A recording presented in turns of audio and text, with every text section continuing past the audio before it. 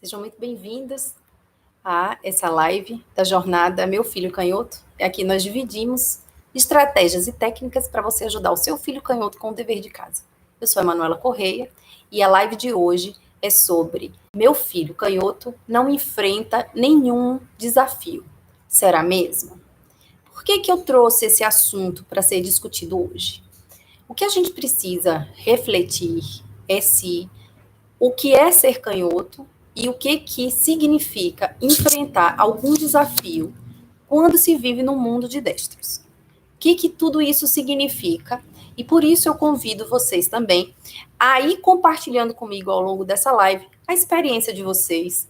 Como é que, se você é canhoto, como é essa experiência para você? Se existe algum objeto que é um pouco mais complicado para vocês, ou se vocês, tendo um filho canhoto, o que vocês observam da como é essa relação deles com os objetos que existem para destros.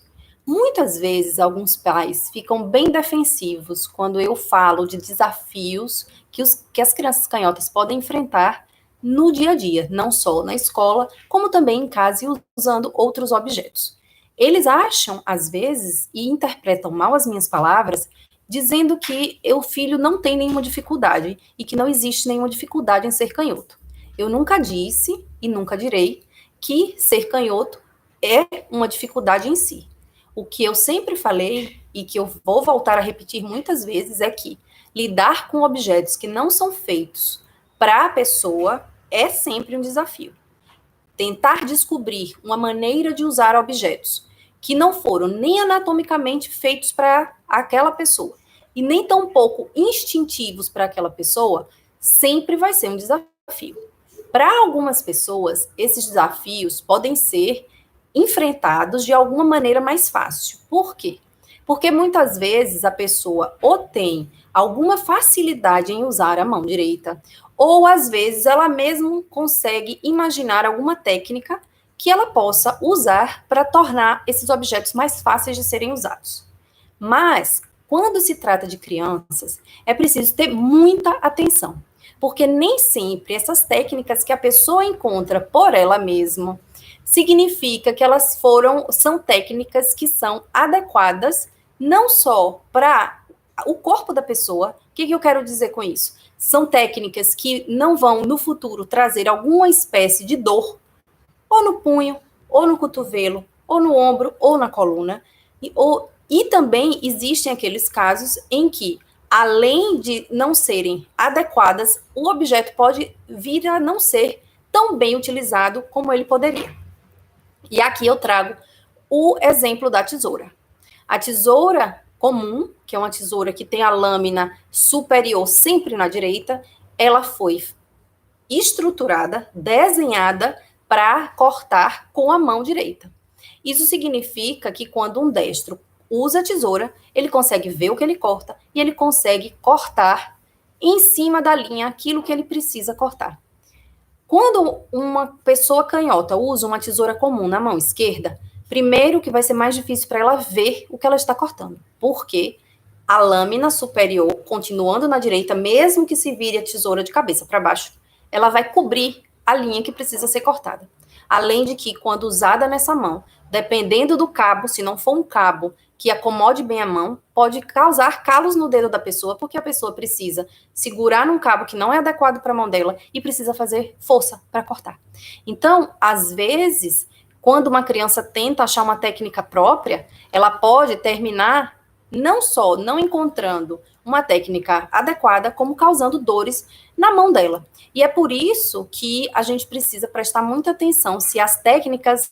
Oi, Carla, seja bem-vinda, que bom te ver aqui. Então, a gente precisa prestar muita atenção se essas técnicas que a criança possa estar encontrando por ela mesma não vai trazer alguma dor ou uma técnica que não é a melhor para que o trabalho fique bem feito. Oi, Zeca, tá me mandando beijinho, eu tô mandando outro para você. Seja bem-vindo, Zeca. Que bom lhe ver aí. Então, a gente precisa prestar muita atenção, porque usar objetos e usar técnicas que são feitas para destros podem ser um grande desafio para a criança canhota. Isso não quer dizer que seja uma criança que tenha dificuldades. Não é isso. Os objetos são a dificuldade. As técnicas equivocadas são a dificuldade. E a gente precisa observar, porque é só a partir do momento em que a gente consegue observar esses objetos que a gente vai conseguir ajudar a criança canhota e ou até aqueles adultos que queiram também trazer algum benefício diferente para a vida deles. Hoje eu recebi uma mensagem aqui no Instagram muito interessante. Uma moça já adulta que estava pedindo sugestão de caneta, ela não queria comprar uma caneta especial, e ela me pediu uma sugestão de uma caneta que ela pudesse usar e que fosse mais adequada e que ela já ajustou a posição de pegar no lápis pelas dicas que eu compartilho aqui nas mídias sociais, tanto no Instagram, Facebook, YouTube, né? Então, aí eu expliquei para ela sobre canetas, que ela não precisa de uma caneta especial, mas que seria interessante ela comprar uma caneta que seque rápido, uma caneta que seja mais emborrachada perto da ponta para os dedos não escorregarem e ela conseguir segurar com mais, né, segurança. E me chamou muita atenção. Ela já é uma moça adulta e que conseguiu fazer esse ajuste da pega do lápis, né? Então, o que eu gosto muito de ouvir esses relatos, porque me trazem a sensação e a certeza de que quando mesmo para as crianças mais velhas, né, às vezes para um adolescente ou um adulto, é possível fazer ajustes, desde que seja, lógico, do interesse dessas crianças mais velhas. Isso não quer dizer que a gente não deva começar a ajudar a criança desde muito cedo. Ainda que seja possível ajudá-la depois, se a gente tem a oportunidade de começar a ajudar cedo, assim como o Zeca, né, Zeca? Você tá aí, tem 5 aninhos, acompanhando a mamãe Carla, e então, Zeca, desde pequeno a gente já tem que fazer a técnica certa, para quando a gente crescer, a gente já poder, com tranquilidade, continuar com os hábitos positivos, que não trazem dor, que não trazem desconforto, que não trazem cansaço, e para você poder escrever na escola tranquilo, viu, Zeca? Esse recadinho é direto para você, mas também para os outros pais e mães que estão aqui com a gente, presente nesse momento, e que podem, então, utilizar as técnicas adequadas para ajudar seu filho. Então, o que eu gostaria de sugerir nesse momento? Que ao invés de a gente adotar essa postura de achar que o nosso filho não enfrenta nenhum desafio, a gente ter essa compreensão de que os objetos e as técnicas foram desenvolvidos para a maioria. Sendo assim, a gente precisa prestar atenção em quais são os objetos e as técnicas que podem trazer um desafio. E veja, eu não estou dizendo que você precisa intervir ainda que o seu filho não tenha um desafio. Por quê? Porque muitas vezes a criança vai encontrar a solução por ela mesma. Ela vai criativamente encontrar uma outra forma, uma alternativa de utilizar aquele objeto. Por outro lado, a gente precisa estar atento para ver se algum desses objetos podem trazer um desafio. Então, eu acho que a gente precisa observar, me parece que a gente precisa observar duas situações diferentes. Uma situação é com relação àqueles objetos do dia a dia e que a criança está usando e a gente precisa, então, entender se aquele objeto traz ou não traz um desafio. Como que a gente pode fazer isso? A primeira coisa é a gente entender que canhoto é aquele que usa a mão esquerda para 70% ou mais das atividades. Isso significa que muitas vezes a criança canhota vai usar a mão direita e ela não vai ter nenhum desafio em usar objetos que são para destros. Por quê? Para aquela determinada atividade, pode ser que a sua criança use a mão direita com conforto. E nessa situação, você não precisa oferecer nenhuma técnica diferente, você não precisa intervir e entregar um objeto na mão esquerda ou ensiná-la a usar a mão esquerda, já que ela consegue, com tranquilidade, usar a mão direita. Existem esses casos. O que a gente nunca pode é oferecer para a criança um objeto na mão direita, sendo que não foi o instinto dela, ou a gente perceber que aquela criança usando a mão direita está enfrentando alguma dificuldade. É preciso que a gente lembre que muitas vezes a criança canhota vai usar a mão direita porque ela está copiando as outras pessoas ao redor dela. Então, ela pode estar copiando a família, os coleguinhas, os professores, e é por isso que a gente precisa estar bem atento a essas questões do uso da mão. E a gente precisa ter essa mente aberta para entender que os desafios existem por causa dos objetos, que não tem nada de errado com a criança. Eu nunca falei que existe nada de errado com a criança, e é preciso que a gente saiba que o que precisa é a gente ter a mente disposta, né, a observar quais são essas necessidades específicas da criança. Então, eu queria saber de vocês que chegaram aqui, tem várias pessoas que entraram aqui, a Denise, a Jana, a Janaína, a Juliana, Constância, a Aline, sejam todos bem-vindos, Rosângela, Guasti, sejam todas bem-vindas. Eu queria ouvir um pouco de vocês também. Vão comentando aqui comigo como é isso para vocês, se vocês identificam algum desafio específico. Às vezes a gente vai trocando ideia de alguns desafios que são maiores para as crianças e até para os adultos, né? Então, eu queria ouvir um pouco de vocês também. Vão me dizendo aí o que vocês, né, o que vocês sentem de desafio, se vocês acham que tem alguns desafios que são maiores. Enquanto isso, enquanto vocês vão me contando aí um pouco da experiência de vocês, eu queria lembrar de um outro detalhe que a gente precisa estar mais atento do que os objetos em si. Acho que mais importante do que os objetos é a gente prestar atenção na escrita. A escrita sempre será um desafio para os canhotos, sempre. Nesse caso, como todo canhoto, para escrever, usa a mão esquerda, e como o português é estruturado para ser escrito da esquerda para a direita, ou seja, quando o canhoto vai escrever, o lápis engancha, a escrita é sempre um desafio. Então, a escrita é uma das minhas maiores preocupações com relação às crianças canhotas, porque é aí que eu acho e que eu sei que se a gente não tem as técnicas adequadas para a criança, a gente vai começar a observar uma criança enfrentando desafios para segurar o lápis, para posicionar o papel, para ver o que escreve, às vezes se sujando, trazendo dores. Então, essa é a importância de a gente prestar muita atenção na escrita da criança.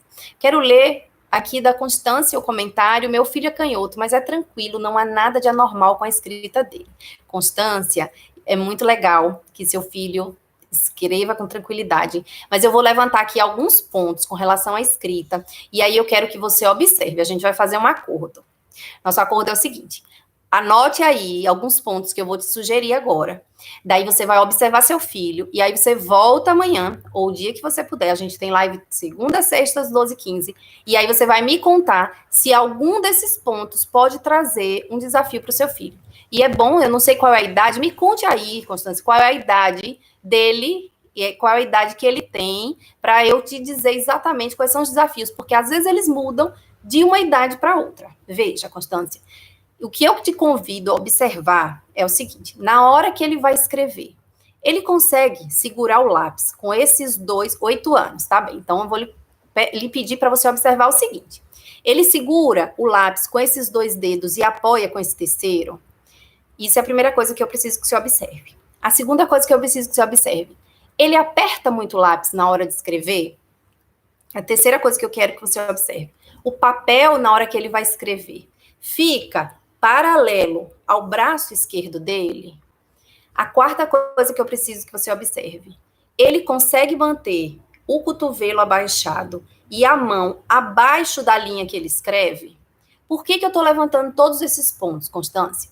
Quando a criança canhota vai escrever, se ela aperta muito o lápis para escrever, às vezes ela faz isso para controlar o lápis, porque o lápis engancha no papel. Então, se ela segura o lápis com muita força, vai acontecer de ela começar a sentir dores nos dedos, pode dar calo e traz cansaço para a criança na hora que ela está escrevendo. Então, é muito importante que você observe se ele aperta muito o lápis na hora que está escrevendo. A segunda coisa, então, que eu preciso que você observe: ele mantém o cotovelinho levantado ou abaixado? Ele consegue manter a mão abaixo da linha que ele está escrevendo? Por que isso? Muitas vezes a criança passa a mão em cima do que ela escreveu. Aí ela se suja. Ou muitas vezes ela vai virar o punho para poder escrever sem se sujar. Ele está apertando muito o dedo, né, Constância? Você está me contando. Isso é muito comum. Essa é a coisa mais comum na escrita da criança canhota. É a criança realmente apertar. O cotovelo está baixo, perfeito. Mas agora a gente vai falar sobre o apertar. Preciso que você preste muita atenção, porque isso é importantíssimo. para que ele não sinta dores. Porque veja só, Constância, se ele sentir dores nesses dedos, o que vai acontecer é que ele não vai conseguir prestar atenção no que a professora está ensinando. Ele vai ficar ali concentrado nessa dor, e ele vai ficar tentando não sentir a dor, e ele não vai conseguir aproveitar tudo que a professora está explicando. O que a gente pode fazer? Olha só, eu tenho uma live, eu vou lhe falar rapidinho, porque a gente tem uma live sobre sentir cansaço ao escrever, que é justamente acontece em função da pessoa apertar muito o lápis. Você pode ir lá nessa live para você assistir ela com mais detalhes, mas eu vou lhe dizer rapidinho aqui, olha só.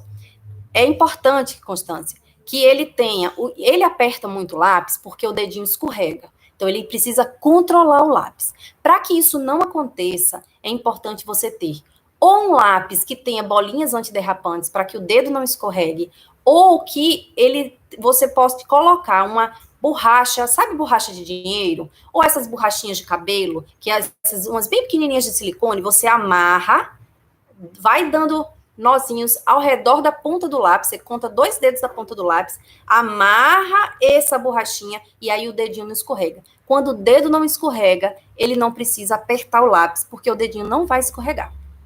Com relação à mão estar em cima da linha, eu tenho uma outra live, Constância, que você pode procurar no canal, que se chama, que está no Facebook e no YouTube. Essa aqui, para não passar a mão em cima da linha, é uma live sobre não se sujar. Então, você vai ver lá a técnica para manter essa mãozinha baixada. E ele não passar a mão em cima da linha. Ele não, por quê? Agora, Constância, com 8 anos, ele ainda está começando a usar caneta. Daqui para frente, ele vai cada vez mais usar canetas. E aí ele vai começar a se sujar muito mais. Então, agora, com 8 anos, é a hora de ele trabalhar, tá bem? Manter essa mão mais para baixo para ele não cobrir o que ele escreveu. Então, é super importante você assistir essas 2 lives, Constância, de sujar a mão e do cansaço, que são 2 coisas que vão ajudar muito, viu? Agora eu quero ler aqui a Carla botou, acabo de perguntar ao Zeca qual é a mão que ele mais gosta de usar, ele diz a esquerda. O Zeca, ele é muito canhoto, né? Mas recebe muitas coisas com a mão direita. Vou estar mais atenta aos 70%. Carla, exatamente. Estar atenta aos 70% e ver quais são os momentos que ele usa a mão esquerda. Isso, Carla, com relação aos objetos. Com relação aos objetos, aí você vai vendo se tem algum objeto que está mais difícil. Como eu já contei para vocês que a minha filha tinha muita dificuldade de usar o garfo com a mão direita. Quando ela usa com a mão esquerda é uma maravilha, ela consegue segurar direitinho. Então, existem objetos que na mão direita você vai ver claramente que a criança não se sente confortável, que ela não tem habilidade para aquele objeto. Então, fique atenta, Carla, que vai dar certo. A Denise falou, tenho dúvida com relação à idade, não me atentei para isso e hoje meu filho tem 14 anos. Denise, para suas perguntas, não, sim, não reparei, não. Então, veja, Denise, deixa eu te dizer, no começo aqui da live eu compartilhei com algumas pessoas que já estavam presentes, que hoje eu recebi uma mensagem de uma moça adulta que conseguiu ajustar a pega do lápis já adulta. Ela me escreveu porque ela tinha uma dúvida sobre que caneta comprar e ela queria uma sugestão, porque ela não queria comprar uma caneta especial. E aí eu dei a ela algumas indicações do que seria uma caneta, né, que para quem não quer comprar uma caneta especial, mas pelo menos uma caneta que tenha secagem rápida e uma caneta que, se tiver um emborrachado perto da ponta, é ideal para o dedo não escorregar. Essas canetas vendem em qualquer papelaria, não tem preço diferenciado e são ótimas para serem usadas, tem de todas as cores. Mas o que me chamou a atenção dessa mensagem que eu recebi hoje é que ela, adulta, fez essa opção de ajustar a maneira de pegar o lápis com as técnicas que ela viu aqui no canal. E ela fez essa opção porque ela estava incomodada, estava doendo os dedos dela. E ela conseguiu. O que eu quero dizer com isso, Denise, é que se ela é adulta, ela conseguiu, seu filho pode conseguir. Exige, com 14 anos, um pouco mais de trabalho, porque ele já vem com esse hábito adquirido há algum tempo. Mas não é nada que ele não possa ajustar. É bem possível que ele consiga ajustar com um pouquinho de prática, viu?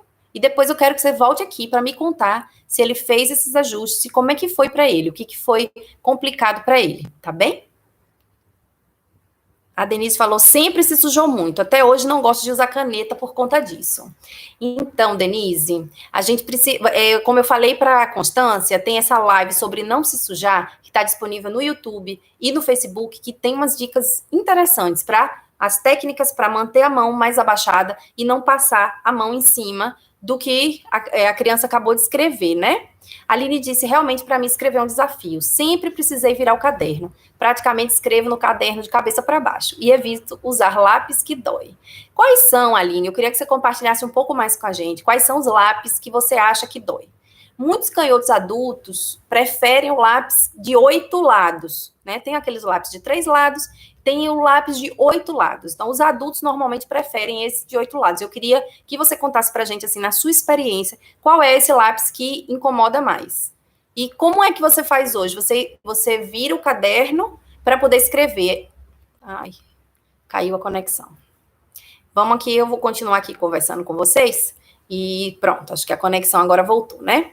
Denise disse, sempre julguei essas dificuldades na escrita por conta do autismo dele. Nem me liguei com o fato dele ser canhoto. Denise, acontece tanto com as crianças que têm autismo. Eu conheço outras crianças com quem eu já trabalhei, com os pais com quem eu já trabalhei, que achavam mesmo que isso tinha a ver com o fato da criança ser autista. Então, eu tenho de perto, assim, com quem eu trabalhei de perto, 2 crianças e fora outras crianças que me foram relatadas pelos professores a quem eu dei curso. Essas 2 crianças que eu trabalhei mais de perto, os pais realmente achavam que tinha a ver com o autismo, né? Isso acontece muito. Então, você não é a primeira, não é a única pessoa a ter achado isso, né? Que tinha a ver. E a gente precisa, então, entender essas questões de que a gente pode facilitar para que a criança não sinta dor, não é? E eu acho que com as técnicas corretas vai ajudar bastante. Ainda dá para trabalhar a escrita adolescente? Dá sim. Se adultos conseguem, adolescentes conseguem também. E eu acho que adolescente, apesar de ter levado muito tempo para fazer, consegue ter uma consciência. Quando eu digo consciência, eu quero dizer assim, consegue ter mais memória de lembrar que ele precisa daquela técnica. Muitas vezes a criança vai precisar da nossa ajuda, né? A criança pequena, ela precisa que a gente repita algumas vezes as técnicas para ela. Para o adolescente isso é mais fácil, ele consegue ele mesmo ter essa autogestão da memória dele e ele conseguir ele lembrar que ele precisa ajustar o que ele precisa ajustar, seja o caderno, seja os dedos, o que ele precisa. Então, para o adolescente tem essa vantagem de ele conseguir lembrar das técnicas e tem, infelizmente, a desvantagem dele já ter adquirido um hábito ao longo do tempo e que, às vezes, precisa mesmo, né, de que ele leve um pouquinho mais de tempo, mas funciona. A Aline falou, adoro usar as canetas Stabilo, mas se não vira o caderno, a escrita é borrada. Você diz borrada, Aline, porque você passa a mão em cima? É isso? Essas canetas Stabilo, elas são ótimas. Elas são de secagem rápida, né? E isso ajuda demais. Ajuda porque, ainda que você passe a mão em cima, a tinta já secou. Então, isso ajuda muito. Oi para Kelly, que chegou aí. A Denise falou, beleza, obrigada pela dica da caneta. A Aline disse, nunca usei o de 3 lados, apenas 8 lados e os arredondados. Os arredondados são os menos indicados para as crianças canhotas e para os canhotos de uma forma geral, porque são os que mais escorregam no dedo, né? Então, é fundamental ter um lápis que seja um lápis que o dedo não escorregue. Então, por isso que alguns adultos preferem o de 8 lados, porque eles acham que escorrega menos. E para os adolescentes e crianças, o indicado são esses lápis que têm as borrachinhas mesmo, as bolinhas antiderrapantes que impedem que o dedo escorregue. E para as crianças menorzinhas ainda, assim, abaixo de 6 anos, é bom também os lápis que são mais grossos. Esses são realmente mais indicados.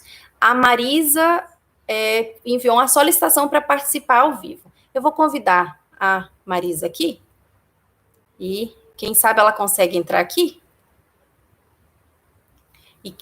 Olá, sou professora da sala de recursos, não tinha esse conhecimento, está sendo ótimo. É Marisa que está aí?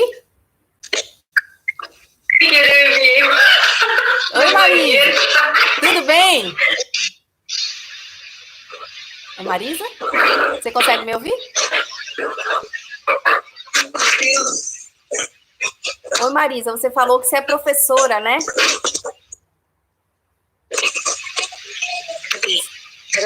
Sim, estou lhe vendo. Olá! Sim, baixe um pouquinho só mais sua tela, para eu lhe ver melhor. Oi? Baixe só um pouquinho mais a sua tela para a gente te ver melhor. Baixar minha tela. Ai, como é que eu faço isso? É que ela está aparecendo mais assim, a parte de cima da sua cabeça e seus olhos, a gente não consegue ver seu nariz e sua boca para a gente ver você falando. Mas tudo bem, vamos conversando enquanto isso. Conte aí um pouco da sua experiência. Você é professora da sala de recursos. Então, eu pesquisando, achei você, né? Sim. E não tinha essa visão, né? Como eu trabalho com crianças especiais, Sim. então esse cuidado de que eu não tinha, né? Eu imaginava que era tão natural, né? Assim, não, é canhota, não tem passa nenhuma dificuldade. Eu não tinha essa visão que você começou a me mostrar. E aí eu comecei a te acompanhar e já estou divulgando. Tem na família do meu esposo pessoas canhotas. E aí eu fui pesquisar, né? Falei assim, será que realmente é desse jeito que ela falou? Será que eles realmente sentem dificuldade, né? Como que é?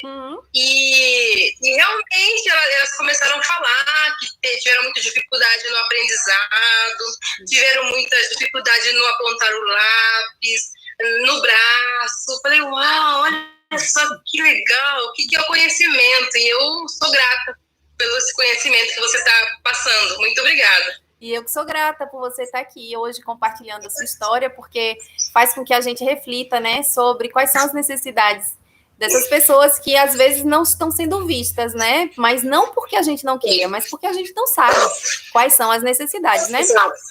Eu estou completando, Marisa, 5 anos que eu só estudo e só trabalho com isso.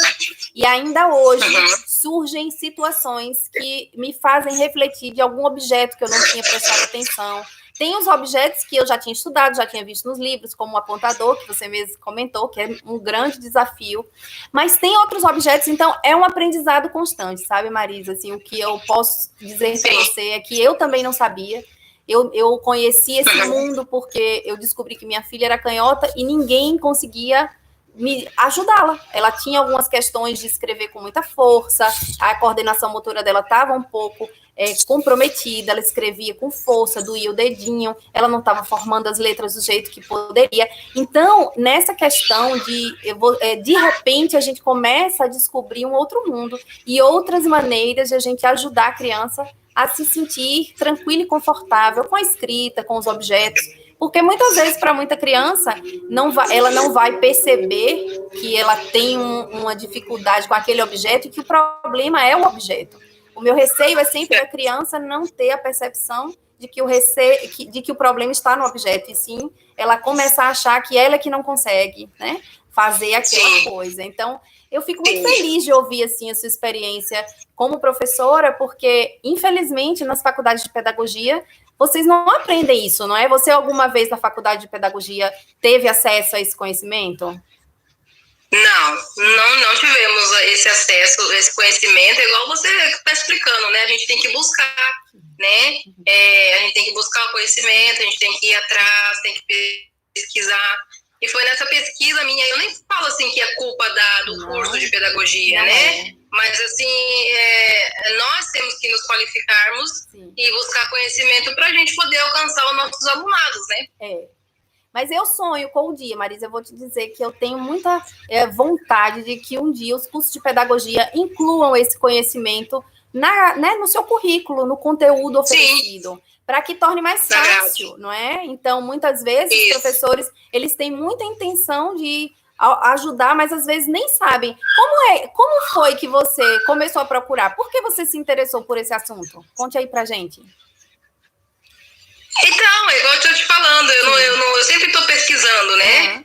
Sempre tudo que facilita para o meu aluno, né, o aprendizado dele, porque cada um é individualizado, né? Então, nós temos aqui em Maracaju, eu estou te falando de Maracaju, Mato Grosso do Sul. Que legal. Né? E aí eu busco para cada criança, síndrome de Down, autista, porque nosso alunado é bem amplo, né? A criança PC, né, com paralisia cerebral, então eu fui buscando. E aí, de repente, apareceu lá no Instagram, Canhotopia. Falei, mas chamou atenção o nome, né? Falei, eu vou clicar aí pra ver o que é. E aí, apareceu você. E gostei, né? Muitas dicas legais. Que bom. E vou colocar em prática, vou levar para minha diretora. Assim, você tem algum documento inscrita, algum artigo, alguma coisa que fale, que eu possa mostrar para minha diretora, não só em palavras, assim, né? Falar assim, eu assisti um curso e tal, mas alguma coisa além, você tem, que você poderia tá me enviando, ou disponibilizando para todo mundo? Faça o seguinte, me mande um e-mail para contato@canhotopia.com.br que eu te mando esse documento. Uhum. Eu já fiz esse documento para ser levado para outras escolas, porque é fundamental, às vezes, sabe, o que eu observo é que, assim, às vezes o jeito como a gente apresenta a questão faz diferença. Algumas vezes eu já encontrei resistência em algumas escolas, porque às vezes a escola fica achando que a gente está tentando interferir, ou a gente está querendo, né? Então, um documento que explique de uma maneira, né, diferente, eu acho que vale a pena. Me escreva, me mande um e-mail que é para eu poder te enviar esse documento e você poder levar para a escola. Eu tenho aqui no Instagram um canal para professores mesmo, que se chama Canhotopia_professores. E que eu tenho alguns vídeos próprios para os professores, não é? Mas, na verdade, o meu foco mesmo é com os pais, porque muitas vezes os professores, às vezes, estão, né, um pouco já com muitas coisas para fazer no seu dia a dia, e às vezes fica mais difícil para eles conseguirem esse tempinho, né? Não é? Por isso que eu queria te dar os parabéns. Não só pela sua vontade de ajudar os seus alunos, pela sua disposição em pesquisar, não é? Acho isso fundamental na carreira, né, de pedagogia, em todas as pessoas que trabalham com as crianças de uma maneira geral. Mas nem sempre, né, a gente não vai encontrar em todos os profissionais essa mesma disponibilidade. Então, hoje eu trabalho mais com os pais, mas eu também gosto de trabalhar muito com professores, né? Então, eu vou, inclusive, no documento que você vai receber, você vai ver isso, que eu indico o canal específico e alguns vídeos específicos para professores. Obrigada, e muito obrigada pela sua participação. Foi muito especial ter você aqui hoje, ouvir a sua história, né? E ouvir. Obrigada, eu agradeço. Desculpa a imagem, tá? É que eu ainda estou aprendendo. Não, tá ótimo. Foi ótimo ter você aqui com a gente hoje. Eu espero que você possa vir outras vezes, participar da live, trazer a sua visão. É sempre bom a gente escutar a visão, não é, de quem trabalha com as crianças e que vê diversas crianças no dia a dia. Eu espero que você possa voltar outros dias. Tá certo? Ok. Seja bem-vinda. Muito obrigado, tá? Gratidão. Eu queria agradecer a presença de todos vocês e dizer que até amanhã, às 12h15, que a gente vai ter a nossa próxima live.